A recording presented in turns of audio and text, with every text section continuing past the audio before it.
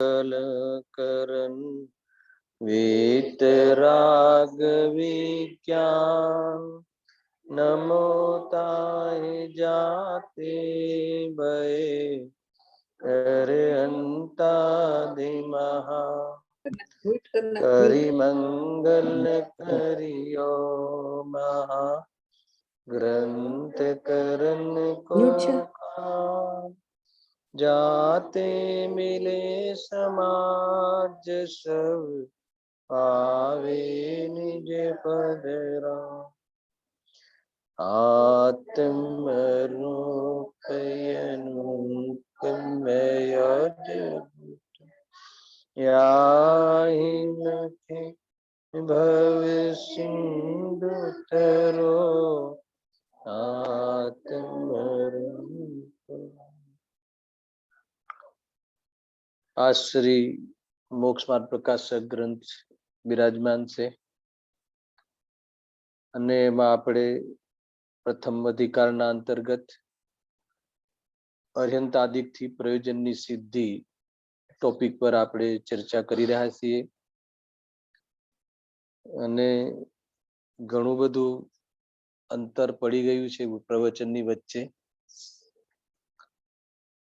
પરંતુ વિષય અનુસંધાનના રૂપમાં આપણે વિચાર કરીએ કે અહીંયા જે મૂળ વાત તો એ છે કે સુખની પ્રાપ્તિ જીવ ચાહે છે. સંસારમાં જેટલા પણ જીવ છે એ સુખની પ્રાપ્તિ ચાહે છે અને સુખની પ્રાપ્તિ અર્થે જે કાર્ય કરવામાં આવે એને પ્રયોજનભૂત કાર્ય કહે છે.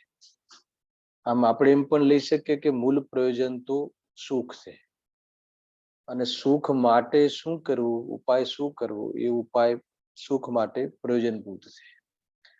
તો સુખની પ્રાપ્તિ અર્થે શું પ્રયોજનભૂત છે પરના પેરેગ્રાફમાં છે ને, પેજ નંબર 8 ઉપર, કે એના માટે વિતરાગ વિજ્ઞાનનું હોવું એ પ્રયોજનભૂત છે. ઉત્થાનિકામાં લખ્યું છે વિતરાગ વિજ્ઞાનનું હોવું અથવા વિતરાગ વિજ્ઞાનની પ્રાપ્તિ થવી એ સુખ માટે પ્રયોજનભૂત છે. અર્થાત રાગનો અભાવ થવો, મોહ રાગ દ્વેષનો અભાવ થવો એ જ એકમાત્ર સુખ માટે ઉપાય છે. અન્ય બીજું કોઈ ઉપાય નથી. પુણ્યનો ઉદય હોવો, અર્થાત તો કોઈ યશ પ્રકૃતિનો ઉદય હોવો, કે બહારમાં કોઈ અમીરી અથવા કોઈ બહારમાં કોઈ સામગ્રીની વિશેષતા હોવી, શરીરમાં નિરોગતા હોવી, એ કોઈ સુખ માટે કોઈ પણ રીતે પ્રયોજનભૂત નથી. જ્યારે એક વાત કહી દીધી કે એક માત્ર વિતરાગ વિજ્ઞાનનું હોવું, વિતરાગ વિજ્ઞાનનું થવું એ જ એક માત્ર પ્રયોજનભૂત છે, સુખ માટેનો એ જ એકમાત્ર ઉપાય છે. હવે એ પ્રયોજનની સિદ્ધિ, મૂળ વિષય પર આવીએ આપણે કે એ પ્રયોજનની સિદ્ધિ કયા પ્રયોજન? વિતરાગ વિજ્ઞાન થવા રૂપ કાર્ય અથવા વિતરાગ વિજ્ઞાન રૂપ પ્રયોજનની સિદ્ધિ અર્યંતાદિક વડે થાય છે. તે કેવી રીતે એ આપણે વિચારીએ. અગર જો સુખી થવું હોય તો સુખી થવાનો ઉપાય વિતરાગ વિજ્ઞાનતા છે.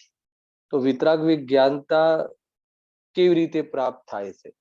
તો વિતરાગ વિજ્ઞાનતા અર્યંતાદિક દ્વારા પમાય છે. એની સિદ્ધિ અર્યંતાદિક વડે થાય છે. તો કેવી રીતે એનો આપણે વિચાર કરીએ એમ પંડિત ટોડરમલજી અહીંયા કહે છે. બરાબર, અહીંયા સુધી પ્રફુલભાઈ વિષયનું અનુસંધાન થઈ રહ્યું છે. હવે એના માટે આપણે થોડી ઘણી ભૂમિકા આપણે બાંધી હતી, ચર્ચા કરી હતી. એ ચર્ચા પણ અત્યારે આપણે આવરી લઈશું. ટૂંકમાં અહીંયા જ્યારે પ્રયોજન વિતરાગ વિજ્ઞાનતા છે સુખ માટે અને એની સિદ્ધિ અર્યંતાદિક વડે કેવી રીતે થાય છે એ પ્રકરણમાં પંડિતજીએ સૌથી પહેલા પ્રારંભ એ રીતે કર્યો કે આત્માના પરિણામ 3 પ્રકારના છે. આપણે વિતરાગ વિજ્ઞાનતાના પ્રયોજનની જે સિદ્ધિ છે એ અર્હંતાદિક વડે કેવી રીતે થાય એની ચર્ચા કરવામાં સૌપ્રથમ પંડિતજીએ ત્યાંથી વાત ઉઠાવી કે આત્માના પરિણામ 3 પ્રકારના છે. બરાબર છે? અવાજ આવે છે પ્રફુલભાઈ? હા, આવે છે. સરસ, બરાબર છે. હા, ઓકે. તો આત્માના પરિણામની સાથે શું સંબંધ છે? અહીંયા આત્માના પરિણામની ચર્ચા શું કરવાની શું જરૂર છે? વિતરાગ વિજ્ઞાનતાનો ઉપાય બતાવો ને. એક પ્રશ્ન થાય ને આપણને, વિતરાગ વિજ્ઞાનતાનો સીધે સીધો ઉપાય બતાવો. શાના માટે તમે અહીંયા પરિણામની ચર્ચા કરો છો? તો પંડિતજી કહે છે કે એ જે અમે પરિણામની ચર્ચા એટલા માટે કરીએ છીએ કે એ જે 3 પ્રકારના પરિણામ કહે શું, હમણાં એની વિસ્તાર બી કરીશું, એની પરિભાષા બતાવીશું, એનું સ્વરૂપ બતાવીશું. તો એના પ્રથમ ચરણમાં એ 3 પરિણામ સાથે જીવના સુખ અને દુઃખ સાથે સંબંધ છે. બરાબર છે? એટલા માટે પહેલા એ પરિણામોની ચર્ચા કરીશું કે કયા પરિણામ થવાથી સુખની ઉત્પત્તિ થાય છે અને કયા પરિણામના ઉત્પન્ન થવાથી વિતરાગ વિજ્ઞાનની સિદ્ધિ થાય છે કે જેથી સુખની ઉપલબ્ધિ થાય છે. એટલે જીવના પરિણામ સાથે સુખ દુઃખનો સંબંધ છે. અર્થાત જીવના જે પરિણામો સાથે સુખ દુઃખનો સંબંધ છે, પહેલા એ પરિણામોની ચર્ચા અહીંયા પંડિતજીએ કરી છે પહેલા ચરણમાં. એટલે પહેલા 3 પરિણામો સાથે જે પણ કઈ અહીંયા વિચાર કરવાનો છે કે આ પરિણામથી સુખ થાય છે અને આ પરિણામથી દુઃખ થાય છે. પછી બીજા ચરણમાં એ બતાવશે કે એ જે પરિણામ છે સુખને પ્રાપ્ત કરવાનો અને દુઃખને મટાડવાનો, એની ઉપલબ્ધિ અર્હંતાદિકથી કેવી રીતે થાય. એની ઉપલબ્ધિ તો કરવી છે, એ પરિણામોને પ્રાપ્ત તો થવું છે, એ પરિણામને પહોંચવું તો છે, પરંતુ એ પરિણામને પહોંચવા માટે એમાં અર્હંતાદિક દ્વારા કેવી રીતે, તો એનો વિચાર પછી એમને આગળ લખ્યો છે. બહુ અદ્ભુત ચર્ચા છે. તો કયા 3 પ્રકારના પરિણામ છે? આમ સામાન્ય રીતે જઈએ તો જીવના 2 પરિણામ, શુદ્ધ પરિણામ અને અશુદ્ધ પરિણામ. અને અશુદ્ધ પરિણામના 2 પ્રકાર કયા? સંકલેશ અને વિશુદ્ધ, અથવા શુભ અને અશુભ. શુભ અને અશુભ જીવના અશુદ્ધ પરિણામ છે અને જે વિતરાગ વિજ્ઞાનતા છે, શુદ્ધોપયોગ જે છે, એ જીવનું શુદ્ધ પરિણામ છે. એટલો ખ્યાલ આવી ગયો? ટૂંકમાં આ 3 પરિણામોની ચર્ચા છે. આને લઈને આપણે ગઈ વખતે એ ચર્ચા કરી હતી કે આ જે 3 પ્રકારના જે પરિણામો છે એ અગર જીવના અનંત ગુણોની ઓરથી જોવામાં આવે તો આ શ્રદ્ધા અને જ્ઞાન, શ્રદ્ધા અને ચારિત્રના પરિણામોની ઓરથી ચર્ચા છે. ગુરુદેવસિંહના પ્રવચનનો આધાર બી આપ્યો હતો અને 3 ગુણની ઓરથી ચર્ચા બી કરી હતી. થોડી 5 મિનિટ યાદ કરાવી દઉં કે જીવમાં અનંત ગુણ છે. અનંત ગુણ હોવા છતાં જ્યારે જીવના મોક્ષની વાત આવે, મુક્તિની વાત આવે, ત્યારે જીવને બંધના અભાવની વાત આવે, સંસારના અભાવની વાત આવે, તો જીવના 3 ગુણની ચર્ચા કરવામાં આવે છે: શ્રદ્ધા, જ્ઞાન અને ચારિત્ર. તેમાં શ્રદ્ધા અને ચારિત્રના જે પરિણામ છે એ પરિણામની ઓરથી અહીંયા જે આ સંકલેશ વિશુદ્ધ અને શુદ્ધ પરિણામ, એ શ્રદ્ધા અને ચારિત્રના એ 2 ગુણની ઓરથી આ પરિણામોની ચર્ચા છે. ત્યાં આપણે એવી ચર્ચા કરી હતી કે જ્ઞાન સાધન છે અને શ્રદ્ધા અને ચારિત્ર સાધ્ય છે. એની બહુ ખૂબ સુંદર ચર્ચા કરી હતી. કેમ કે શ્રદ્ધા અને ચારિત્ર સાધ્ય છે. અગર જો સાધના દ્વારા શ્રદ્ધા અને સમ્યક કરે અને ચારિત્રમાં વિતરાગતાને પ્રગટ કરી દે તો એ જ્ઞાન પણ સમ્યક થઈ જાય છે. અથવા જ્ઞાન જે સાધન બનાવી અને શ્રદ્ધા અભિપ્રાયને બરાબર કરી લે અને રાગનો અભાવ કરી લે તો એ સાધના છે. અને એવી સાધનાનું ફળ વાસ્તવમાં વિતરાગ વિજ્ઞાનતા છે અને એનું ફળ નિરાકુલતા છે. આ સિમ્પલ ચર્ચા છે. એમાં કેટલી બધી વાતો આવી જાય છે કે જ્ઞાન સાધન કેવી રીતે છે. તો જ્ઞાન માત્ર જે છે એ તો આધાર છે. થોડું યાદ કરાવી દઉં, બહુ મહત્વપૂર્ણ ચર્ચા હતી કે જ્ઞાન ભેદ જ્ઞાન દ્વારા સ્વ અને પરના ભેદ જ્ઞાન દ્વારા શ્રદ્ધાને સાચો વિષય આપે છે, શ્રદ્ધા સાચા વિષયને માં અપનત્વ કરે છે અને ત્યાં ઉપયોગ ઠરે છે તો ત્યાં સ્થિરતાની ઉપલબ્ધિ થાય છે, કશાયનો અભાવ થાય છે. એ પ્રકારે શ્રદ્ધાનું સાધકપણું અથવા શ્રદ્ધાને સાધવાની ચર્ચા છે. જ્ઞાન તો આધાર છે, જ્ઞાન તો માધ્યમ છે. જ્ઞાન તો એક પ્રકારથી એ જીનવાણીના માધ્યમથી જ્ઞાન જાણકારી લે છે અને શ્રદ્ધાને વિષય આપે છે, અને શ્રદ્ધા ત્યાં જોડાય છે સત્યમાં, સત્યનું વગર સત્ય સાથે જોડાય છે અથવા અભિપ્રાય એનો સાચો થાય છે તો એનો મોક્ષ માર્ગનો પ્રારંભ થાય છે. આવી બધી ચર્ચા આપણે કરી હતી. એમાં વાત એ લીધી હતી કે એકલું જ્ઞાન, સમજજો, એકલું જ્ઞાન અથવા માત્ર જાણકારી વાળું જ્ઞાન અથવા જાણકારી સુધી રહેતું જ્ઞાન એની કોઈ ઉપયોગીતા નથી. જાણકારી પછી અગર જો શ્રદ્ધા એમાં ન જોડાય, શ્રદ્ધાનું જોડાવું એ જ પુરુષાર્થનો પ્રારંભ છે. અને સંપૂર્ણ લીનતાને પ્રાપ્ત થવું, સંપૂર્ણ ઉપયોગની ત્યાં રમણતા રહેવી, એ જ વાસ્તવમાં પુરુષાર્થની પૂર્ણતા છે. આટલો આપણને ખ્યાલ આવવો જોઈએ. બસ અહીંયા જ રમત છે.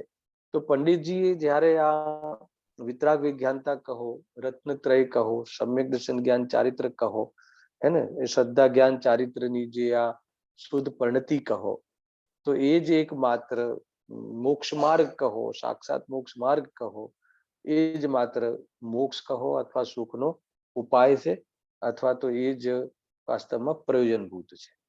તો અહીંયા હવે મૂળ વિષય પર આવીએ છીએ કે પંડિતજીએ જ્યારે પ્રયોજનની સિદ્ધિ, વિતરાગ વિજ્ઞાનતા રૂપ પ્રયોજનની સિદ્ધિ કરવા માટેની વાત અહીંયા કરી છે, વિચાર કરવા માટે અહીંયા તૈયાર થયા છીએ. તો સૌથી પહેલા કહ્યા કે આત્માના પરિણામ 3 પ્રકારના છે. તો કયા કયા? સંકલેશ, વિશુદ્ધ અને શુદ્ધ. તો સંકલેશ અને વિશુદ્ધ પરિણામ જે છે એ અશુદ્ધના ભેદ છે, અને એક બીજો ભેદ શુદ્ધ પરિણામ. બરાબર છે. એક તો આ ચર્ચા લઈએ. હવે ઉપયોગની ઓરથી લઈએ તો સંકલેશ એટલે અશુભ ઉપયોગ, વિશુદ્ધ એટલે શુભ ઉપયોગ, અને શુદ્ધ એ તો શુદ્ધ ઉપયોગ. બરાબર છે. એ વિતરાગ પરિણામ. અથવા તો જે ઉપયોગ કસાય રહિત પ્રવર્તે, જે ઉપયોગ કસાય રહિત પદાર્થોને જાણે, જે ઉપયોગ સાક્ષી ભાવે રહી અને પદાર્થ જ્ઞાનમાં વર્તે, એ શુદ્ધોપયોગ છે, હે ને. અથવા શ્રદ્ધા જ્ઞાન અને સમ્યક શ્રદ્ધા અને જ્ઞાન પૂર્વક જે ઉપયોગની સ્થિરતા છે, ઉપયોગની જે વાસ્તવમાં લીનતા છે સ્વરૂપમાં, એ શુદ્ધોપયોગ છે. ટૂંકમાં સંકલેશ, વિશુદ્ધ અને શુદ્ધ. તો શુદ્ધમાં શુદ્ધોપયોગ લેવો છે, અને સંકલેશ અને વિશુદ્ધ એ અશુદ્ધ ઉપયોગ છે. એના 2 ભેદ કરો, શુભ ઉપયોગ ને અશુભ ઉપયોગ. ધીરે ધીરે આગળ વધી રહ્યા છીએ. આ પરિણામોનો પરિચય કરવો જરૂરી છે, હે ને, એ રીતે છે. અચ્છા, બીજી ચેતનાની અપેક્ષા જે કર્મ ચેતના, કર્મ ફલ ચેતના અને જ્ઞાન ચેતના, 3 પ્રકારની ચેતના આપણે ઘણી વાર સાંભળીએ છીએ કે ચેતનાના કેટલા પ્રકાર. તો ત્યાં કર્મ ચેતના અને કર્મ ફલ ચેતના, બરાબર છે ને. એક છે જ્ઞાન ચેતના. તો કર્મ શબ્દથી કોઈ દ્રવ્ય કર્મની વાત નથી. કર્મ ચેતના એટલે રાગાદી ભાવની સાથે સંગતિ રૂપ, રાગાદીના મોહ રાગ દ્વેષ આદિ રૂપ, મોહ રાગ દ્વેષ આદિની સંગતિ કરીને પરિણમતી ચેતના. જે ચેતના, જે જ્ઞાન, જે ઉપયોગ વાસ્તવમાં રાગ આદિની સંગતિ અથવા તો મોહ પૂર્વક રાગ દ્વેષની સંગતિ કરતું વર્તે છે, એ થઈ ગઈ કર્મ ચેતના. તો એ 2 પ્રકારે છે. એક તો મંદ રૂપે હોય તો વિશુદ્ધિમાં જશે, અને તીવ્ર રૂપે હોય તો સંકલેશમાં જશે. બરાબર છે. અને કર્મ ફલ ચેતના એટલે આ કર્મ ચેતનાનું ફલ એને લઈને જે સુખાભાસ રૂપી દુઃખ અને દુઃખનું જે વેદન કરે છે, એ થઈ ગઈ કર્મફલ ચેતના. બરાબર છે. આ તમને વિશુદ્ધ પરિણામ, સંકલેશ પરિણામ અને શુદ્ધ પરિણામ, એ 3 પરિણામનો પરિચય થવો બહુ જરૂરી છે. કેમ કે એની સાથે જ જીવને સુખ દુઃખનો સંબંધ છે. તેમાં પહેલા જે 2 ભેદ કહ્યા, સંકલેશ પરિણામ અને વિશુદ્ધ પરિણામ, તો એ જે 2 પરિણામ છે, બરાબર ખ્યાલ આવી રહ્યો છે. તો એ જે 2 પરિણામ છે એ બે પરિણામને અગર ચેતનાઓની ઓરથી, ચેતનાના ભેદની ઓરથી અગર ભેદ કરવામાં આવે તો એ કર્મ ચેતનાના ભેદ છે. બરાબર છે. કર્મ ચેતનામાં ભેદમાં આપણે એમ લઈએ કે જે ચેતના, એ ફરી બોલું છું, રિપીટ એટલા માટે કરું છું કે થોડુંક નવો વિષય આવી જાય ને, તો કે કર્મ ચેતનાનો અર્થ એ છે કે જે ચેતના, ચેતના એટલે જ્ઞાન દર્શનનો વ્યવસાય, વેપાર, અગર એ રાગની સંગતિ કરતો વર્તે છે, રાગાદી પરિણામની સંગતિ કરતો એ ઉપયોગ વર્તે છે, તો એને શું કહેવાય? કર્મ ચેતના. બરાબર છે. હવે એમાં બે ભેદ કેવી રીતે કરશું? તો અગર એમાં જો તીવ્રતા રૂપ વર્તે છે તો સંકલિષ્ટતામાં જશે, અને મંદતા રૂપ વર્તે છે તો વિશુદ્ધ પરિણામમાં જશે. બરાબર છે. હવે અહીંયા કહે છે કે જ્ઞાન ચેતના શું છે? ત્રીજો પ્રકાર શું કહ્યો? શુદ્ધ. શુદ્ધ પરિણામ એટલે જ્ઞાન ચેતના. તો અહીંયા ત્રિકાલ જ્ઞાન ચેતના નથી લેવું. સાંભળજો એક. અહીંયા જે પરિણામની વાત કરી છે તો ત્રિકાલ જ્ઞાન ચેતના નથી લેવું એક મુક્તિના માર્ગમાં, અને ત્રિકાલ જ્ઞાન ચેતનાને અનુસરીને જે પરિણામ થાય, ચૈતન્ય અનુવિધાયી પરિણામ, જે ઉપયોગ છે એને, જે જાનન લેખન સ્વરૂપ જે ઉપયોગ છે, જે લક્ષણ રૂપ ઉપયોગ છે, જે સ્વાભાવિક પરિણામ છે, એ પણ શુદ્ધ જ છે જીવ માત્રનું. હર જીવનું જે ચૈતન્ય અનુવિધાયી પરિણામ છે, ચૈતન્યને અનુસરીને થતી જે ચેતના છે, એ પણ શુદ્ધ જ છે. સાંભળજો, એ જે વાસ્તવમાં એ કોઈ પુરુષાર્થથી શુદ્ધ થાય છે એમ નહીં, પુરુષાર્થ પૂર્વક એ શુદ્ધતા થઈ છે એમ નહીં. એ કોઈ બી જીવ હોય એનું જે લક્ષણ છે, જાનન સ્વરૂપ લક્ષણ છે, તો શુદ્ધ જ છે. અહીંયા એને પણ અહીંયા શુદ્ધ પરિણામમાં નથી લીધું. સાંભળજો, મોક્ષ માર્ગના પ્રકરણમાં જે વિતરાગતા, જે રાગ રહિત જે થઈને ઉપયોગ વર્તે છે, પુરુષાર્થ પૂર્વક જે શુદ્ધોપયોગ છે, એની અહીંયા ચર્ચા છે. અને એ જ વાસ્તવમાં સુખનું કારણ છે, નિજરાનું કારણ છે, મુક્તિનું કારણ છે. આપણને એટલો ખ્યાલ આવવો જોઈએ. એક એક વસ્તુ આગળ વધીએ છીએ. અહીંયા શુદ્ધ પરિણામ, જ્ઞાન, જે જ્ઞાયક ભાવ છે, જે ત્રિકાલ જ્ઞાન ચેતના છે, એ તો વસ્તુ છે, એ તો શુદ્ધ ભગવાન આત્મા છે. બરાબર છે. એ તો આશ્રયભૂત છે, આશ્રયભૂત તત્વ છે, એ જીવ તત્વ છે. ખ્યાલ આવ્યો? તો એની અહીંયા ચર્ચા નથી.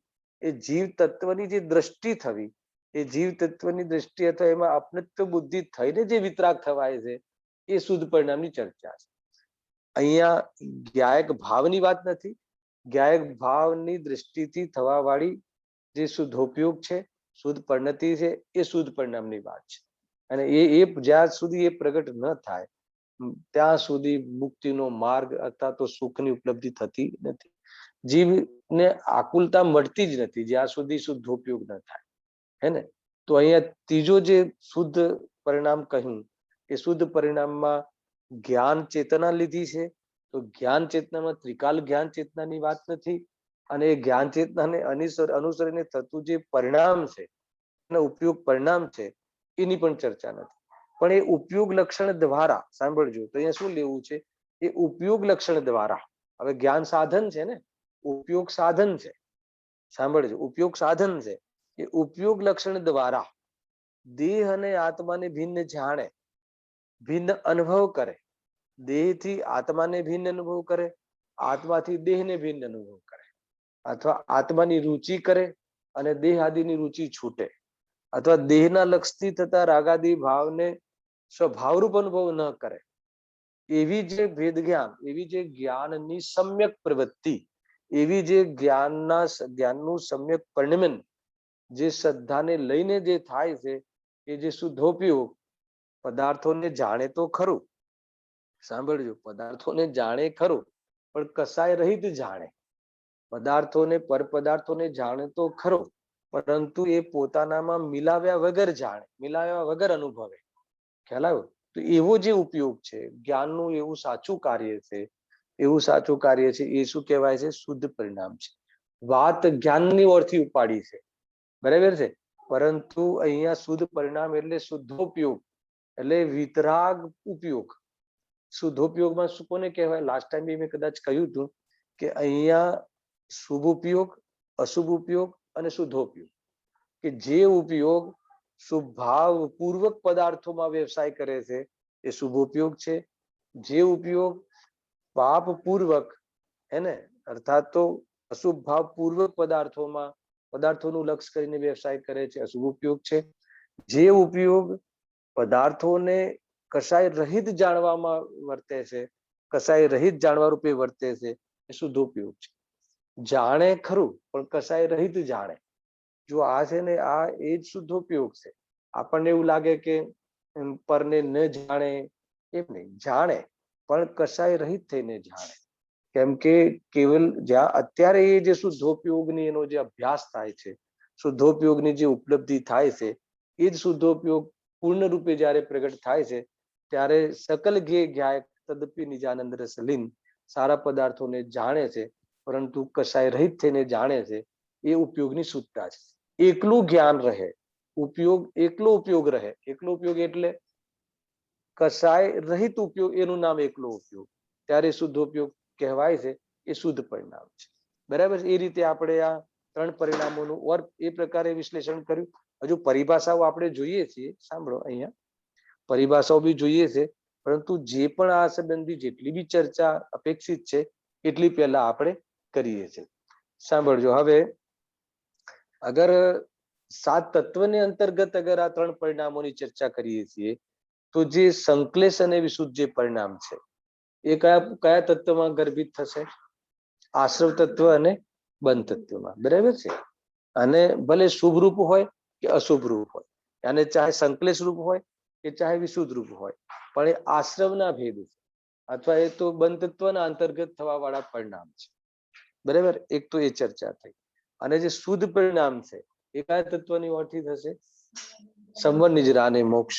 બરાબર છે. જુઓ, એમાં કહે છે ને કે શુદ્ધિની ઉત્પત્તિ એ સંવર, શુદ્ધિની વૃદ્ધિ એ નિજરા, અને શુદ્ધિની પૂર્ણતા એ મોક્ષ. તો એ રીતે અગર એ શુદ્ધ પરિણામ એને અહીંયા વાસ્તવમાં વિતરાગ પરિણામ કહે છે, નિર્વિકલ્પ સમાધિરૂપ પરિણામ છે, એ શુદ્ધ પરિણામ છે. તો જીવના આ ત્રણ પરિણામનો આ રીતે આપણે એક પ્રકારથી પરિચય અહીંયા કરવો જોઈએ. હવે એક એક પરિણામને લઈને જે પરિભાષાઓ કરી છે પંડિતજીએ, એની આપણે વિશેષ ચર્ચા કરીશું. પછી આગળ વધીએ છીએ કે એમાં જ્યારે નક્કી થઈ ગયું કે આ સંશ્લેષ પરિણામ અને વિશુદ્ધ પરિણામ એને એ એક પ્રકારથી દુઃખરૂપ છે, અને શુદ્ધ પરિણામ છે એ જ એકમાત્ર સુખરૂપ છે અથવા સુખનું કારણ છે. શુદ્ધો ઉપયોગ જ્યારે શુદ્ધ થાય હે ને, આની ઘણી રીતે ચર્ચાઓ છે. સ્વરૂપમાં લીન રહેવું એમ કથન આપણે કરીએ છીએ. તો સ્વરૂપમાં લીન રહેવું શું છે? અગર શુદ્ધોપયોગની ચર્ચા કરીએ તો સ્વરૂપમાં લીન રહેવું શું છે? તો જ્યારે ભેદજ્ઞાન દ્વારા જ્યારે સ્વ અને પરની જ્યારે ભેદજ્ઞાન થાય છે, સ્વ શું છે ને પર શું છે એની એક પ્રકારથી સિદ્ધિ થાય છે, એની પ્રસિદ્ધિ થાય છે, અને એ પ્રકારે સ્વમાં આપનાપન આવે છે, પરમાં પરાયપન થાય છે. એ રીતે જ્યારે શ્રદ્ધાનું પરિણમન અને એ રીતે સ્વરૂપની લીનતાનું અથવા તો સ્વરૂપનું જે આશ્રય થયું એમાં અનંતાનુબંધી કશાયના અભાવપૂર્વક જે નિરાકુલતાનો અંશ પ્રગટ થાય છે, એ ખરેખર શું છે? એ આખું શુદ્ધોપયોગ પરિણામ છે. એ મોક્ષ માર્ગ છે. એ વિતરાગ વિજ્ઞાનતા છે. એ વિતરાગ વિજ્ઞાનતા જ્યારે પ્રગટ થાય તો જ જીવ સુખી થાય એ નક્કી છે. એના વગર સુખનો પ્રારંભ થતો નથી. અહીંયા એમ કહે છે, જબરજસ્ત વસ્તુ છે ભાઈ, એને કે જ્યાં સુધી સ્વપરનું ભેદ વિજ્ઞાન નહીં કરે, જ્ઞાન સાધન દ્વારા સ્વપરનું ભેદ વિજ્ઞાન નહીં કરે, જ્યાં સુધી આ જીવ પરનું લક્ષ્ય કરશે, સાંભળો, જ્યાં સુધી આ જીવ પરનું લક્ષ્ય કરશે, પરનું લક્ષ્ય કરીને રાગાદી ભાવ રૂપે પરિણમશે, ત્યાં સુધી બંધનો અભાવ નહીં થાય. બરાબર છે. જો પરના કારણે બંધાય છે એમ નહીં, અને સ્વભાવના કારણે બંધાય છે એમ. સ્વભાવ બંધનું કારણ નથી, પર બંધનું કારણ નથી, પરંતુ પરનું લક્ષ્ય કરે, સ્વપરના ભેદ જ્ઞાન રહિત જ્યારે પરનું લક્ષ્ય કરે, પર જ્યારે જાણવામાં આવે છે, પરને જાણવું એ બંધનું કારણ નથી. ફરીથી કહું છું, સ્વભાવ બંધનું કારણ નથી, પર બંધનું કારણ નથી, અથવા તો સ્વભાવ દુઃખનું કારણ નથી, પર દુઃખનું કારણ નથી, પરનું જ્ઞાન દુઃખનું કારણ નથી. આ ત્રણ વાત ક્લિયર થઈ. બરાબર છે. સ્વભાવ કેવી રીતે? સ્વભાવ તો અકારક છે. સ્વભાવને ભૂલીને, જાણવા દેખવાનો સ્વભાવને ભૂલીને જાણવામાં આવતો કોઈ પદાર્થ, બરાબર સાંભળજો, સ્વભાવને ભૂલવું એ અપરાધ છે અને જાણવામાં કોઈ પદાર્થ આવવું એ સ્વભાવ છે. હવે જાણવામાં જે કોઈ પદાર્થ આવે એનું લક્ષ્ય કરે, ખ્યાલ આવે? એનું લક્ષ્ય કરે અથવા એમાં કોઈ કલ્પના કરે, એમાં કોઈ ઈષ્ટ નિષ્ઠની કલ્પના કરે, એમાં મારા તારાની કલ્પના કરે, એમાં ખરાબની સારાની કલ્પના કરે, ખ્યાલ આવે? કલ્પના કરે અને એને લક્ષ કરે, એનું નામ લક્ષ કર્યું કહેવાય. એને લઈને જ્યાં સુધી રાગ દ્વેષ કરશે ત્યાં સુધી જીવ દુઃખી રહેશે.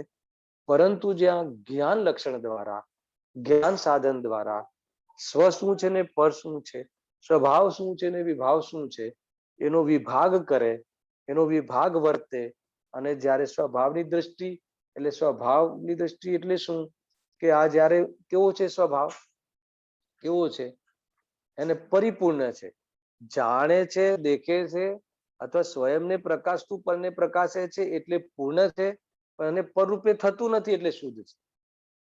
બરાબર છે? એ રીતે પોતાના સ્વભાવને જાણે અને વાસ્તવમાં એ ભેદ જ્ઞાનથી ખ્યાલમાં આવે છે કે પર મારા અનુસાર પરિણમતું નથી અને હું જાણવા રૂપે સાક્ષી ભાવે રહું છું, એ મારું કર્તવ્ય છે, કાર્ય છે. જ્યારે એને સાક્ષી ભાવનો વાસ્તવમાં આવિર્ભાવ થાય, સાક્ષી ભાવનો પરિચય થાય, તો એ પરદ્રવ્યનું જે લક્ષ્ય અથવા મેં કલ્પના કરે છે છૂટી જાય, તો એ શુદ્ધ પરિણામને પ્રાપ્ત થાય છે. એ જ વાસ્તવમાં વિતરાગ ઉપયોગ છે, એ જ વાસ્તવમાં વિતરાગ વિજ્ઞાન છે, એ જ વાસ્તવમાં મુક્તિનો માર્ગ છે, એ શુદ્ધ પરિણામ છે. આ શુદ્ધ પરિણામ જ સુખનું કારણ છે. આ શુદ્ધ પરિણામ, આ વિતરાગ વિજ્ઞાનતા જ એનાથી જ સુખની ઉપલબ્ધિ થાય છે. બરાબર છે? વાત એ નથી કે આ સુખનું કારણ છે, વાત અહીંયા એ છે કે એની ઉપલબ્ધિ કેવી રીતે થાય, અર્યંતાદિક વડે એ પ્રયોજનની સિદ્ધિ કેવી રીતે થાય. પ્રસંગ આપણો એ ચલાવવાનો છે. ત્યારે આમાં થોડું થોડું આવી જ જશે, પરંતુ એના ઉપર આપણે વિશેષ ચર્ચા હમણાં થોડી વારમાં કરીએ છીએ. પહેલા 3 પ્રકારના પરિણામોની સામાન્ય ચર્ચા થઈ. હવે આ 3 પ્રકારના પરિણામોની ચર્ચા પંડિતજીએ જે કરી છે પરિભાષિત કરીને, એના પર આપણે થોડું ફોકસ કરીએ છીએ અને આગળ વધીએ છીએ. જુઓ, અહીંયા લખ્યું છે કે સંકલેશ, વિશુદ્ધ અને શુદ્ધ આત્માના આ 3 પરિણામ છે. બરાબર? એમાં કે તીવ્ર કસાય રૂપ સંકલેશ છે અને મન કસાય રૂપ વિશુદ્ધ છે અને કસાય રહિત શુદ્ધ પરિણામ છે. બરાબર? આ સામાન્ય પરિભાષા. પછી તર્ક વિશેષ પરિભાષા આપે છે. પહેલા સામાન્ય પરિચય કરાયો. શું કહ્યું કે તીવ્ર કસાય રૂપ સંકલેશ છે, મંદ કસાય રૂપ વિશુદ્ધ છે અને કસાય રહિત શુદ્ધ પરિણામ છે. આ 3 ખ્યાલ આવી ગયો કે આમાં જે પણ કાંઈ છે આમાં જ છે. તો સંકલેશ પરિણામનો પરિચય જે કઈ રીતે કરાવ્યો કે તીવ્ર કસાય, બરાબર છે, તીવ્ર કસાય એ સંકલેશ પરિણામ છે. એ પરિણામમાં વાસ્તવમાં એમ સમજી શકાય કે એ પાપરૂપ પરિણામ છે, કસાયની તીવ્રતા રૂપ પરિણામ છે. હવે પરદ્રવ્યની એકત્વ બુદ્ધિ પૂર્વક જે 5 ઇન્દ્રિયના વિષય ભોગોમાં સુખ બુદ્ધિ પૂર્વક જે પ્રવર્તે છે, તો એ થઈ ગયું સંકલેશ પરિણામ. સાંભળજો, એમાં કોઈ પણ નીતિ ન્યાયથી બિઝનેસ કરે, સમજો, નીતિ ન્યાયથી બિઝનેસ કરે, પરંતુ ઉપાદેય બુદ્ધિ પૂર્વક કરે, તો એ થઈ ગયું સંકલેશ પરિણામ. કેમ કે એ સંકલેશ પરિણામ સ્વરૂપથી પતિત કરાવે છે. ખ્યાલ આવે? સ્વરૂપથી પતિત કરાવે છે એટલે કે સ્વરૂપ તરફ જવાની રુચિ જ પેદા કરવા દેતું નથી. હેને? પાપમાં ઉપાદેય બુદ્ધિ, ભોગોમાં ઉપાદેય બુદ્ધિ, વેપાર આદિમાં ઉપાદેય બુદ્ધિ પૂર્વક જ્યારે પ્રવર્તે છે, તો એમાં અતિ સંકલેશતા રહે છે. અધ્યાત્મ ફિલ્ડમાં, અધ્યાત્મ અપેક્ષાએ આને તીવ્ર કસાય કહે છે. જે દેખો, આ મોક્ષ માર્ગની વાત છે. મેને હરેશભાઈ તમે સાંભળજો આમાં કે આ મોક્ષ માર્ગની વાત છે. અહીંયા કોઈ જે કાપાકાપીના પરિણામ એને આપણે માત્ર પાપ કહીએ એ વાત નથી.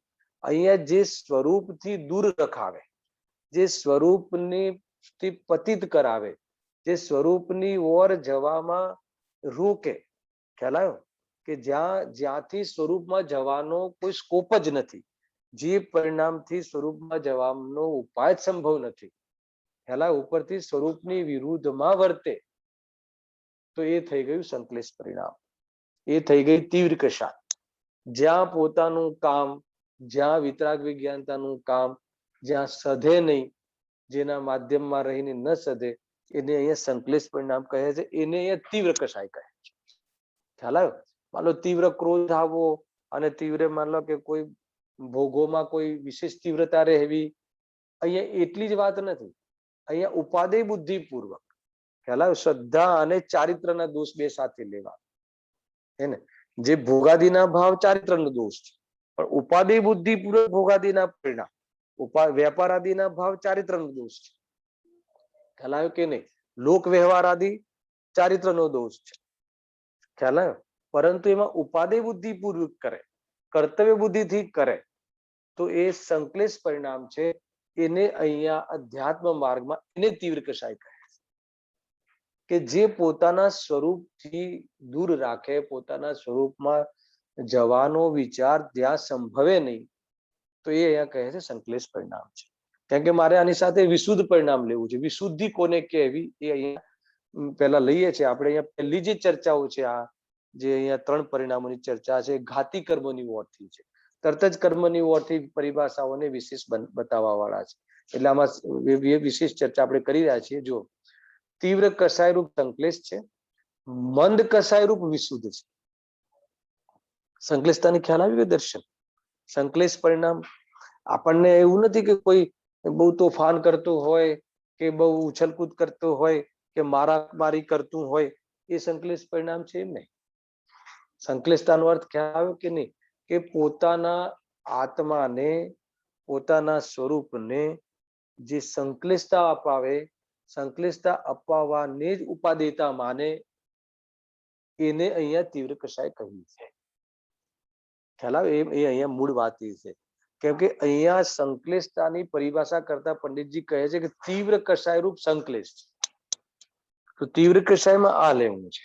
અહીંયા કોઈ માન લો કે કોઈ કહે કે ભાઈ અમે માન લો કે દુનિયાની સેવા કરીએ છીએ, લોકોની સેવા કરીએ છીએ, તો કહે કે ઉપાદેય બુદ્ધિપૂર્વક લોકોની સેવા કરે તો એ સંકલેશ પરિણામ છે. ખ્યાલ આવ્યો કે નહીં? એને અહીંયા સંકલેશ પરિણામ કહ્યા છે. હવે મંદ કષાય રૂપ વિશુદ્ધ છે. હવે આગળ આની જયારે કર્મની ઓરથી જયારે પરિભાષાઓ ખોલશે ને, એટલે અત્યારે મેં કહ્યું એ કદાચ તમને વિશેષ એમાં તમને એક્સેપ્ટ ન થતું હોય તો કર્મની ઓરથી તમને વાત બેસી જશે. આપણે આને સામાન્ય પરિભાષાઓ આપણે કરી લઈએ કે મંદ કષાય રૂપ વિશુદ્ધ છે. હવે આ વિશુદ્ધિ શું છે એની બહુ ચર્ચાઓ આવે છે. આ વિશુદ્ધ પરિણામ જે છે અહીંયા મોક્ષ માર્ગના પ્રકરણમાં, સુખી થવાના પ્રકરણમાં, મોક્ષ માર્ગનું પ્રકરણ કહીશ ને તો તમને એમ લાગશે કે શાસ્ત્રની વાત છે, અને સુખી થવાનું પ્રકરણ કહીશ ને તમને એમ લાગશે કે મારી વાત છે. એને ભાવભાજન થવાના આ બધા અનેક પ્રકારો છે. સુખી થવું છે ને, હા, તો મોક્ષમાં સુખ છે. હવે થોડોક શાસ્ત્રીય શબ્દ મોક્ષ આવી જાય કે મોક્ષ શું, આપણે તો સુખી થવું છે. તો કે સુખી થવાના માર્ગમાં અહીંયા મંદ કષાય રૂપ જે વિશુદ્ધ પરિણામ છે એમાં શું લેવું એની બી ચર્ચા અપેક્ષિત છે. અહીંયા જે વિશુદ્ધિ કહી કે જે પરિણામ, સાંભળજો, જે પરિણામના રહેતા અથવા જે પરિણામના માધ્યમમાં સ્વભાવની ઉર્ધ્વતા રહે, અર્થાત તો સ્વભાવના પરિચય સંબંધી પ્રસંગ રહે, અર્થાત તો જે પરિણામના રહેતા ભેદ જ્ઞાનનું પોષણ થાય, જે પરિણામના અંતર્ગત, સાંભળજો, હે ને, જે પરિણામના અંતર્ગત અભ્યાસરૂપ ભેદ જ્ઞાનની પ્રવૃત્તિ ચાલે, એને અહીંયા વિશુદ્ધિ કહી છે. કેમ કે અહીંયા વિતરાગ વિજ્ઞાનતા શુદ્ધ પરિણામ છે. વિતરાગ વિજ્ઞાનતાની ઉપલબ્ધિ કરવી છે. તો વિતરાગ વિજ્ઞાનતા માટે સંકલેશ પરિણામ તો કોઈ રીતે કામ નથી આવતા, કેમ કે તીવ્ર કષાય રૂપ છે. પણ અહીંયા મંદ કષાય રૂપ જે વિશુદ્ધ પરિણામ છે એની અહીંયા ચર્ચા છે. અહીંયા જે પરિણામની અંદર તત્વચિંતન ચાલે, તત્વચિંતન દ્વારા, હવે તત્વચિંતન બી ઘણી પ્રકારે એની ચર્ચા આવે છે. સાંભળજો સંકિત શું કહેવામાં આવે છે કે મંદ કષાય રૂપ જે વિશુદ્ધ પરિણામ કહ્યું, તો એમાં માની લો કે કોઈ સ્વાધ્યાય કરે, બરાબર છે, કોઈ પૂજા પાઠ કરે, એ બી તો મંદ કસાય રૂપ છે, એ બી તો વિશુદ્ધ પરિણામ છે. તો એ મંદ કસાયમાં એ ભલે એની મુખ્યતાથી ચર્ચા થાય પણ એ વિશુદ્ધિ લબ્ધિ રૂપ નથી. વિશુદ્ધિ લબ્ધિ રૂપ તો એ છે કે સ્વાધ્યાય કર્યું એ મંદ કસાય રૂપ છે, ભગવાનની ભક્તિ કરી એ મંદ કસાય રૂપ પરિણામ છે પાપની અપેક્ષાએ. પરંતુ મુક્તિના માર્ગમાં જે વિશુદ્ધિ લબ્ધિ, જે વિશુદ્ધિ કહેવી છે, એ વિશુદ્ધિમાં એ પરિણામ સામેલ નથી. તો કયા પરિણામ સામેલ છે કે એના માધ્યમથી ભેદ જ્ઞાન કરે, અભ્યાસુ ભેદ જ્ઞાન કરે, એના માધ્યમથી મોહ મંદ પડે. સાંભળજો, એના માધ્યમથી એટેચમેન્ટ જે છે એ ઢીલી પડે, પર પદાર્થો સાથે એકત્વ બુદ્ધિ, મમત્વ બુદ્ધિ, કર્તૃત્વ બુદ્ધિ ઢીલી પડે, એને અહીંયા વિશુદ્ધિ પરિણામ, વિશુદ્ધિ લબ્ધિ કહી છે, એને અહીંયા વિશુદ્ધ પરિણામ તરીકે લેવાશે. ખ્યાલ આવ્યો? બાકી વિશુદ્ધ પરિણામ અનેક પ્રકારે છે, શુભ ભાવ તો અનેક પ્રકારે છે. એટલે કુલ મળીને સમ્યક દર્શન માટે, રત્નત્રય માટે, મોક્ષ માર્ગના પ્રારંભ માટે પૂર્વમાં જે 5 લબ્ધિપૂર્વકના પરિણામ થાય છે એને અહીંયા વિશુદ્ધિ લબ્ધિ કહી, એને અહીંયા વિશુદ્ધ પરિણામ કહ્યા. જો 5 પરિણામમાં એક વિશુદ્ધિ લબ્ધિ પણ છે. સાંભળજો પ્રફુલભાઈ, આ વાત સમજવા જેવી છે. 5 લબ્ધિ કહી ને, ક્ષયોક્ષમ લબ્ધિ, વિશુદ્ધિ લબ્ધિ, દેશના લબ્ધિ, પ્રાયોગિક લબ્ધિ અને કરણ લબ્ધિ. અત્યારે ટોપિક કયો ચાલે છે કે અહીંયા વિશુદ્ધ પરિણામને મંદ કસાય રૂપ વિશુદ્ધ પરિણામ કહ્યા. તો અહીંયા જે વિશુદ્ધતા લેવી છે, હે ને, ઘણી જગ્યાએ વિશુદ્ધ શબ્દ શુદ્ધતા માટે બી પ્રયોગ કરવામાં આવે છે, પણ અહીંયા શુદ્ધ પરિણામ અલગથી લખ્યું છે એટલે અહીંયા વિશુદ્ધિમાં શુભ ઉપયોગ આવી જાય છે.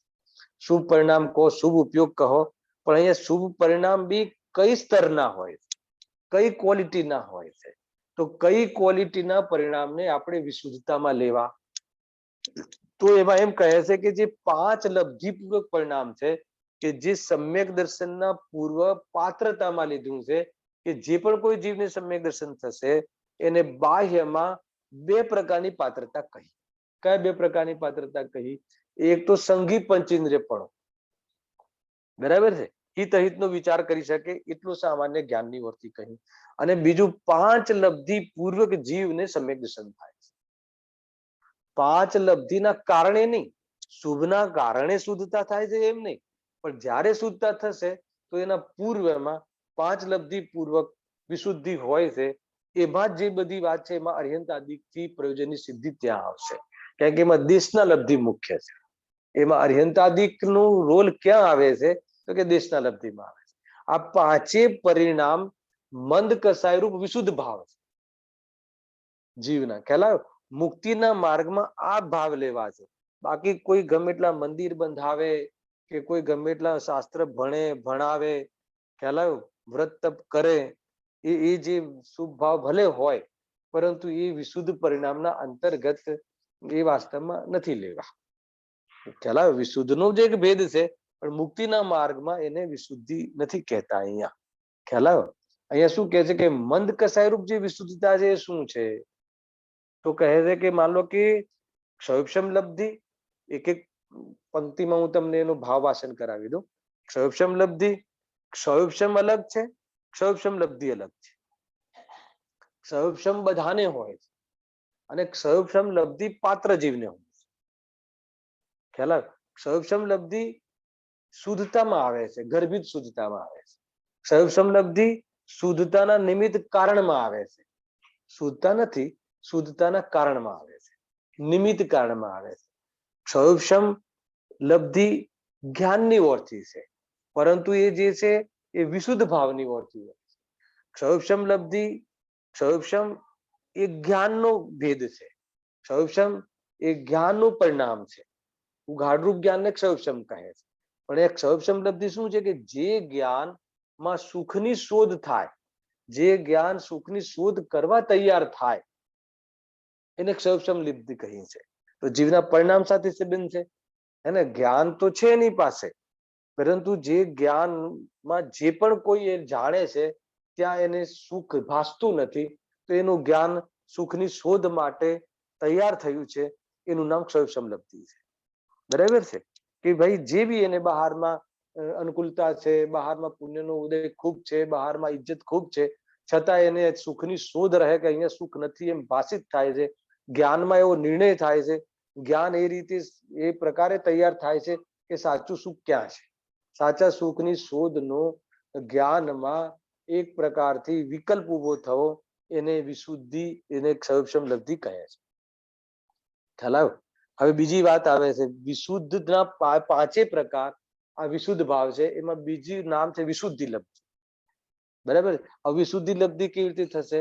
આ બધા મન કસાયરૂપ વિશુદ્ધ ભાવ છે, જે મુક્તિના માર્ગમાં નિમિત્ત રૂપથી હોય છે, આ પાત્રતાના ઓરથી હોય છે.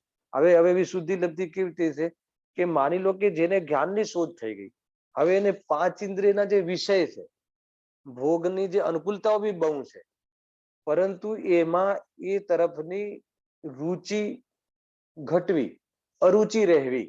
ખ્યાલ આવ્યો? સાંભળજો, આ બધી જ વસ્તુ એટેચમેન્ટની ઓરથી છે કે એ સંબંધી એટેચમેન્ટ કેવી થવી? ઢીલી પડવી. એમાં સુખનું ભાષિત ન થવું, એમાં આકુલતા જ ભાષિત થવી. ખ્યાલ આવ્યો? વાસ્તવમાં એ સંબંધીના ભોગના જે બાહ્યમાં જે કાર્યો છે, ભોગની પ્રવૃત્તિ છે, એની અંદર શું આવવું જોઈએ? એની અંદર પીછે હટાવી જોઈએ. એનું નામ છે વિશુદ્ધિ લબ્ધિ. આ હજુ એને દેશના આ પાંચે લબ્ધિ ક્રમથી હોય છે. સાંભળજો, હજુ તો દેશના નથી મળી એને. મારી વાત સાંભળજો, હું જે કહેવા માંગુ છું એ તો કોઈને દેશના મળે પહેલા અને ક્ષયક્ષમ લબ્ધિ, વિશુદ્ધિ લબ્ધિ અને દેશના લબ્ધિનો ક્રમ બને.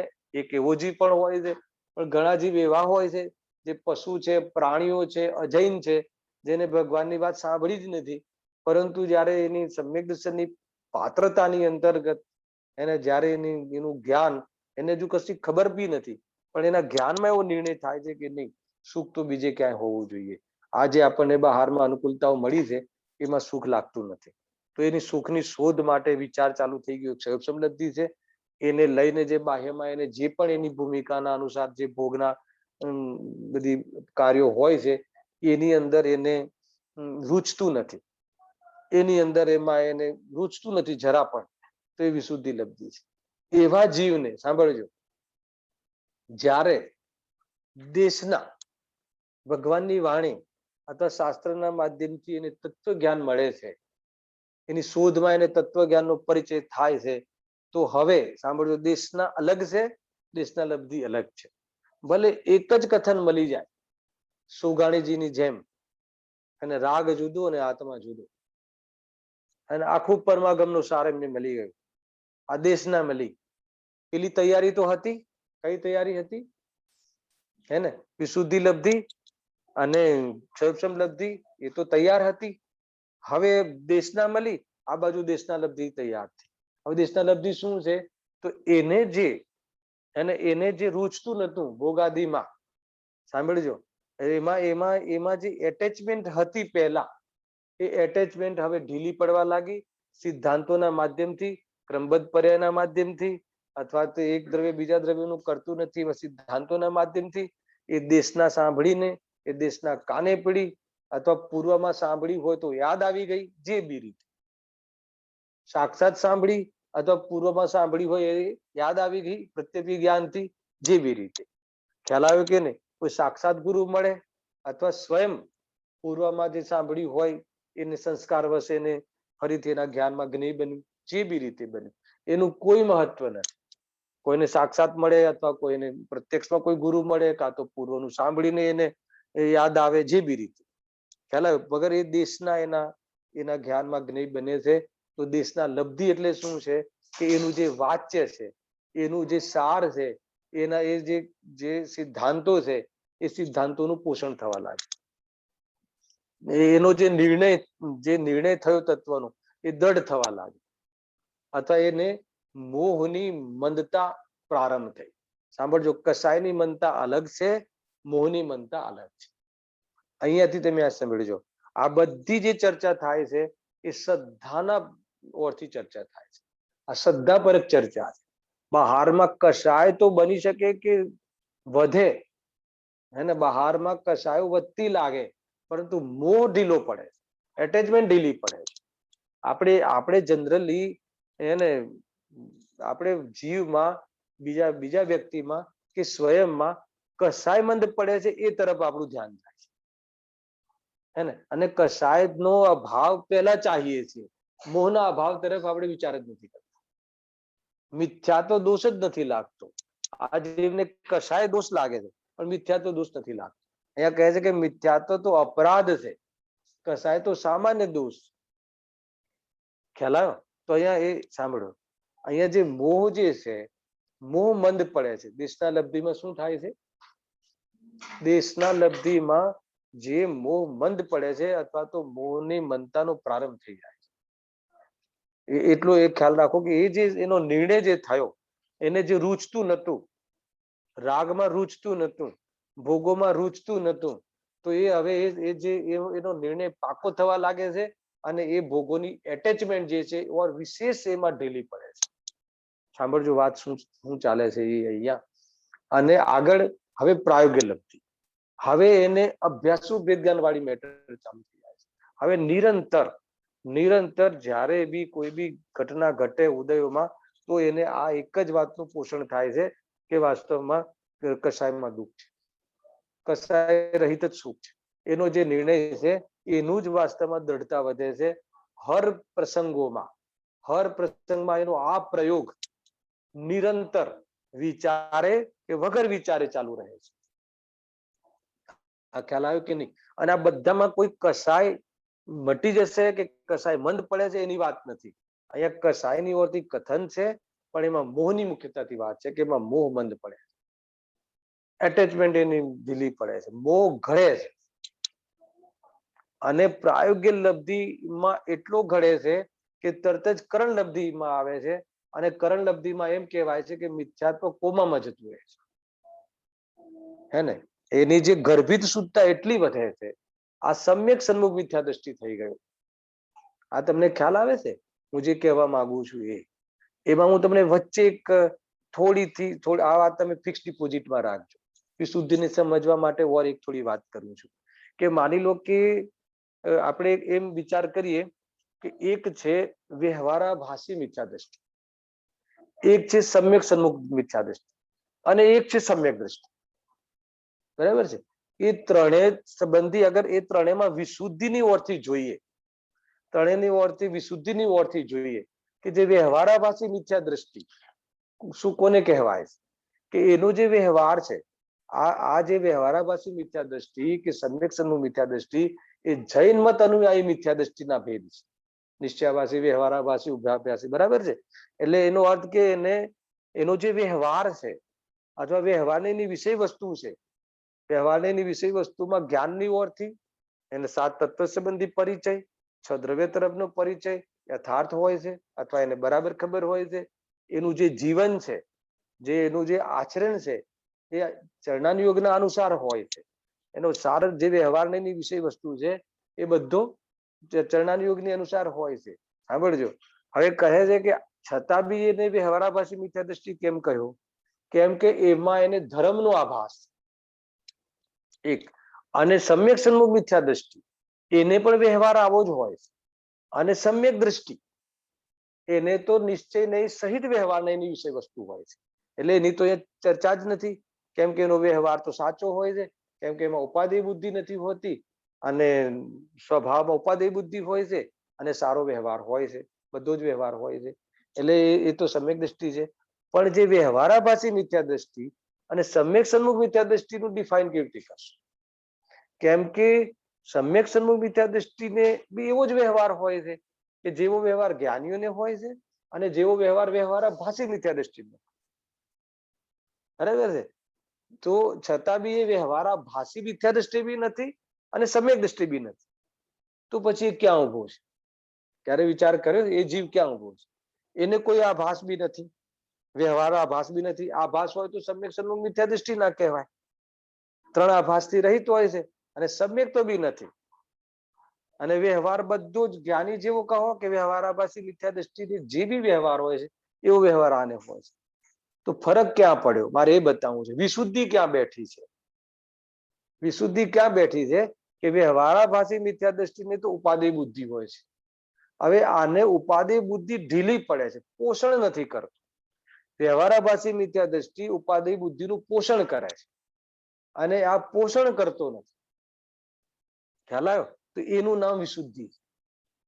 તો એ કરણલબ્ધિમાં એ વિશુદ્ધિની એ ચરમસીમા આવી જાય છે કે એના અંતર્મુહૂર્ત કાલ બાદ એ વાસ્તવમાં એ જે વિશુદ્ધિ હોય છે એ અપૂર્વ અપૂર્વ અનિવૃત્તિ રૂપ આદિ થતા અને મિથ્યાત્વ એટલું ઢીલું પડી જાય છે, ગર્ભિત શુદ્ધતા એટલી પરિપક્વ થઈ જાય છે, ખ્યાલ આવે કે એટલી પરિપક્વ થઈ જાય છે કે ગ્રંથિ ભેદ થઈને શુદ્ધોપયોગની પ્રાપ્તિ થઈ જાય છે. તો એ આખી પ્રોસેસ આ વિશુદ્ધિ લબ્ધિ ના અંતર્ગત જુઓ, કોઈ કહે કે વિશુદ્ધિ લબ્ધિને કારણ કહેવું કે ના કહેવું, આગળ કારણ શબ્દ લખ્યો છે એટલે અત્યારથી કહી દઉં તમને. કારણ શબ્દ જે કહ્યો છે એ પરંપરા કારણ કહ્યું છે જે વ્યવહારને કે વિશુદ્ધિને, એના અભાવરૂપ એ વિશુદ્ધિ લબ્ધિ માંથી બી ઉપયોગ છૂટી અને નિર્વિકલ્પ થઈ જાય છે, એટલે કસાય રહિત થઈ જાય છે. જાણવું તો કોઈ બી જ્ઞેય બને. જો જાણવાની ઓરથી તો અહીંયા કોઈ પ્રશ્ન જ નથી, પર પદાર્થ બી જ્ઞેય બનતો હોય. એ વખતે એની જ્ઞાનની જે યોગ્યતા હોય અથવા જ્ઞાનાવરણીય કર્મનો જે સંબંધીનો ક્ષયક્ષમ હોય એ જ્ઞાનનો વિષય બને. પણ હવે એને કસાય રહિત જાણવું વર્તે છે, એકલું જ્ઞાન રહે છે, ત્યાં કસાય નથી રહેતી. એનું નામ શુદ્ધોપયોગ, એનું નામ વિતરાગ વિજ્ઞાન, એનું નામ વાસ્તવમાં એને સુખનું કારણ, સુખનો ઉપાય, નિરાકુલ જાણવા રૂપે રહે, સાક્ષી ભાવે રહે, જ્ઞાતા દ્રષ્ટાપણે રહે અને કસાય ન થાય. કસાય ન થવું એ સુખનું કારણ છે. ખ્યાલ આવે? એ રીતે વિતરાગ વિજ્ઞાનતાની વાત છે. જો મંદ પરિણામની બી ચર્ચા મેં અહીંયા કરી. ત્યાં લખ્યું છે મન કસાયરૂપ વિશુદ્ધ છે અને કસાય રહિત શુદ્ધ પરિણામ છે. તો મેં બંનેની ચર્ચા કરી લીધી, વિશુદ્ધ પરિણામ અને શુદ્ધ પરિણામ બી.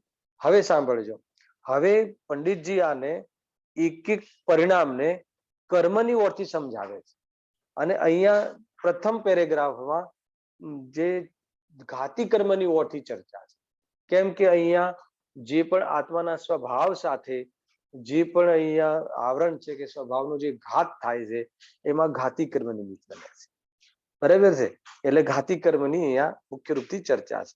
અતિન્દ્રિય સુખનો સંબંધ ઘાતી કર્મના અભાવ અને સદભાવના આધાર ઉપર છે, નિમિત્તની ઓરથી. બરાબર છે? ઇન્દ્રિય સુખનો સંબંધ અઘાતી કર્મના આધાર ઉપર છે, એટલે પછી બીજા પેરેગ્રાફમાં છે. બરાબર? હવે આગળ વાંચું જુઓ. હવે વિતરાગ વિશેષ જ્ઞાનરૂપ પોતાના સ્વભાવના ઘાતક જ્ઞાનાવરણાદી ઘાતી કર્મોનો તો સંકલેશ પરિણામ વડે તીવ્ર બંધ થાય છે. ખ્યાલ આવ્યો? આમાં તમને એવું લાગશે કે શું વાત છે, પણ આમાં બધી જ વાત આવી ગઈ. અત્યાર સુધી કરી એ વાત બી આવી ગઈ. સંકલેશ પરિણામનો ઓર વિશેષ પરિચય. સંકલેશ પરિણામ આપણે એક શબ્દમાં શું કહ્યું હતું? સ્વરૂપથી પતિત કરાવે તે સંકલેશ પરિણામ. ખ્યાલ આવ્યો કે નહીં? આ રીતે છે. જુઓ, પાપ પરિણામમાં ઉપાદેય બુદ્ધિ પૂર્વક એમાં વર્તે એ સંકલેશ પરિણામ તીવ્ર કસાય. પુણ્ય પરિણામમાં બી રુચિપૂર્વક રહે તો સ્વરૂપથી પ્રતીત કરાવે. અને રુચિ છૂટી ગઈ હોય અને પુણ્ય પરિણામમાં રહે તો શુદ્ધોપયોગથી વંચિત રાખે.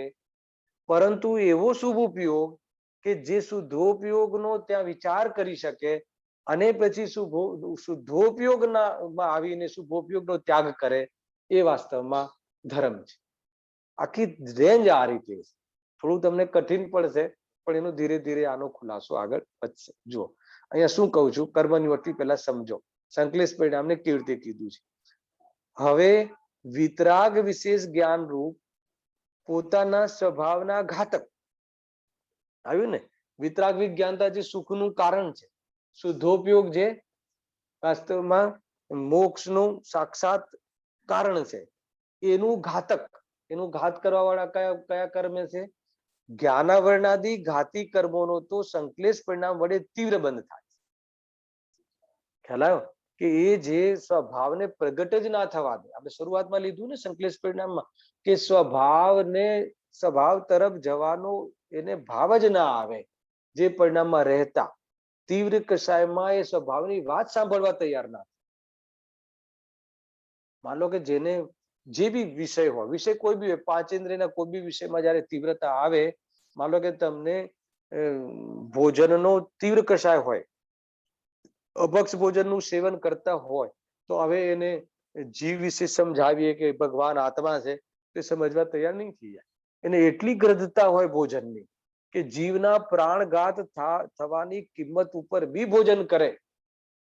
તો એવા જીવને એમ સમજાવીએ કે આત્મા અનાહારી છે, અને આહારનો ભાવ જે છે એ આસવ તત્વ છે, એ દુઃખરૂપ છે, એ વાત એને ઘડે નહીં ઉતરે, સાંભળવા તૈયાર નહીં થાય. એનો અર્થ અહીંયા કહે છે કે વિતરાગ વિજ્ઞાનના ઘાત રૂપ જ્ઞાનાવરણી આદિ એટલે મોહની આદિનો જેમાં તીવ્ર બંધ થાય એને સંકલેશ પરિણામ કહે છે. બરાબર છે. હવે જુઓ, હા, આગળ વિશુદ્ધ પરિણામ વડે મંદ બંધ થાય છે. હે ને, હજુ અડધું વાક્ય છે. વિશુદ્ધ પરિણામ વડે મંદ બંધ થાય છે. તમને આપણને જો અહીંયા ઘાતી કર્મ કેમ લેવા કે વિશુદ્ધ પરિણામથી તો પુણ્યનો વિશેષ બંધ થાય છે. તો અહીંયા પુણ્યની વાત નથી, અહીંયા અઘાતી કર્મોની વાત નથી. અઘાતી કર્મનો વાત આવશે ત્યારે વિશુદ્ધ પરિણામના નિમિત્તપણું પામીને એને સાતા આદિનો વિશેષ બંધ થાય છે, હે ને, ઉગ્ર બંધ થાય છે, તીવ્ર બંધ થાય છે. એ તો અઘાતી કર્મોની વાત આવી. પણ અહીંયા શું કહે છે કે વિશુદ્ધ પરિણામ વડે મંદ બંધ થાય છે. હેલો, અને સંકલેશ પરિણામ વડે તીવ્ર બંધ થાય છે. કોણો? જ્ઞાનાવરણી આદિ અને જ્ઞાનાવરણી, દર્શનાવરણી, મોહની અને અંતરાય, કે જેનાથી સ્વભાવને પ્રગટ થવામાં એને પ્રગટ ન થવામાં નિમિત્તકારક. બરાબર છે. તો કે એનો તીવ્ર બંધ થાય છે, મોહનો એટલો બંધ થાય છે, એને તીવ્ર બંધ થાય છે કે સ્વભાવ તરફની રુચિ જ ન થાય. એકેન્દ્રિય, બે ઇન્દ્રિય, ત્રણ ઇન્દ્રિય, ચાર ઇન્દ્રિય, પાંચ ઇન્દ્રિય, નિગોદાદિમાં એમાં ઉત્પન્ન થાય કે જ્યાં પોતાની પહેચાન કરાવવા રૂપ જ્ઞાનનો ઉઘાડ જ ન થાય. અને એટલી ત્યાં કર્મ ચેતનાને ગૌણ કરીને કહે છે આચાર્ય કે એને કર્મ ચેતના જ નથી, એને તો કર્મફલ ચેતના છે. એટલું મોટું કલંક કહે છે. સાંભળજો, બહુ મોટી ખતરનાક વાત છે કે આચાર્યદેવ કહે છે કે જે અસંગી પંચેન્દ્રિય સુધીના જીવોને, એકેન્દ્રિય જીવને તો પ્રચુર કલંક છે કે જે પોતાનો પરિચય કરવા માટે એની સેન્સ જ નથી. એટલી એને સેન્સ જ ખુલતી નથી કે પોતાનો પરિચય કરે. અરે બહારમાં લૌકિક દ્રષ્ટિથી પણ બચવા માટે એનો જ્ઞાનનો એવો ઉઘાડ જ નથી. કોઈ ચીરે, કોઈ ફાડે તો એનાથી બી બચવા માટેનો કોઈ ઉપાય કરી શકે એટલો બી જ્ઞાનનો ઉઘાડ નથી. હેલો, અને એ બસ કર્મ ફલ ચેતના એકત્વ બુદ્ધિ પૂર્વક એટલું દુઃખ ને વેદ્યા કરે છે. હેલા, એ રીતે કહે છે. તો એ શું થઈ ગયું? સ્વભાવને ઘાત કરવા વાળા કર્મોનો બંધ સંકલેશ પરિણામમાં થાય. અને વિશુદ્ધ પરિણામ, અત્યાર સુધી જે મેં તમને વિશુદ્ધિ કહી, કઈ વિશુદ્ધિ કહી? અત્યારે કહ્યું ને કે જે પરિણામ કે જે પરિણામમાં મોહની મંદતા આવે, એટેચમેન્ટ ઘડે, એવા જે પરિણામ, એવા ભેદ જ્ઞાનના વિચાર, એવી પ્રકારના તત્વનું વલણ, એવી પ્રકારની ગર્ભિત શુદ્ધતા કે જેનાથી જ્ઞાનાવરણી આદિ કર્મનો એટલો મંદ બંધ થાય છે કે ઉદયમાં આવે અને એને ઇફેક્ટ બી ના આપે. હવે ખ્યાલ આવ્યો તમને? ઇફેક્ટ ના આપે એટલે કે તમને મોહનો ઉદય તો આવ્યો, હે ને, કસાયનો ઉદય તો આવ્યો, પરંતુ એટલો મંદ થઈને ઉદય આવી જાય કે તમારા ભેદ જ્ઞાનમાં ડિસ્ટર્બ ન કરે. વિશુદ્ધ પરિણામનું આટલું નિમિત્તપણું મોક્ષ માર્ગમાં હોય છે. છતાં પણ જ્યાં સુધી સમજો, હે ને, એ શુદ્ધતાને પ્રાપ્ત ન થાય તો આ મંદ પરિણામ પણ નિમિત્ત નામ પામતા નથી. બહુ મોટી વાત છે ભાઈ. કદાચ તમે આને, હે ને, 2-3 વખત તમારે સાંભળવું પડશે, ત્યારે આની ચર્ચા થશે. જુઓ આગળ. હા, આગળ શું કહે છે કે વિશુદ્ધ પરિણામ વડે મંદ બંધ થાય છે. હવે આગળ શું કહે છે? વાહ, વિશુદ્ધ પરિણામ પ્રબલ હોય તો પૂર્વના તીવ્ર બંધને પણ મંદ કરે છે. હેલા, ગજબની વાત છે કે આમાં તો એ નિયમ છે કે જે રીતે કર્મ બાંધ્યો હોય એ રીતે ઉદયમાં ન આવવાનો નિયમ છે. જીવ રીતે બાંધ્યું હોય, જીવમાં એ તાકાત છે, જીવની એ જીત છે, જીવ પાસે એ કાર્ડ છે, હુકમનું પાનું છે કે પૂર્વમાં ભલે કોઈ તીવ્ર બંધ કર્યો હોય, પરંતુ વર્તમાન પરિણામનું નિમિત્તપણું પામીને પૂર્વમાં 17 કોડાકોડી બંધ અંતકોડાકોડી થઈને ઉદયમાં. અરે એ વિશુદ્ધિ હોય કે પાપનું પરિણામ પુણ્યમાં ફરી જાય. તીવ્ર બંધ મન થઈને ઉદયમાં આવે અને એટલી વિશુદ્ધ પરિણામમાં તત્વ વલણ વાળા વિશુદ્ધ પરિણામમાં એ તાકાત હોય છે.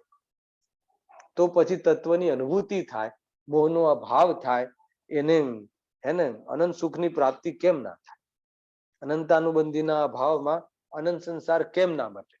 પછી અલ્પ સંસાર રહે છે એને તો એ નિપટી લે છે કોઈ બી રીતે, અથવા તો ભેદ જ્ઞાનના બલથી એ રીતે. તો એ રીતે બંધને પણ મંદ કરે છે.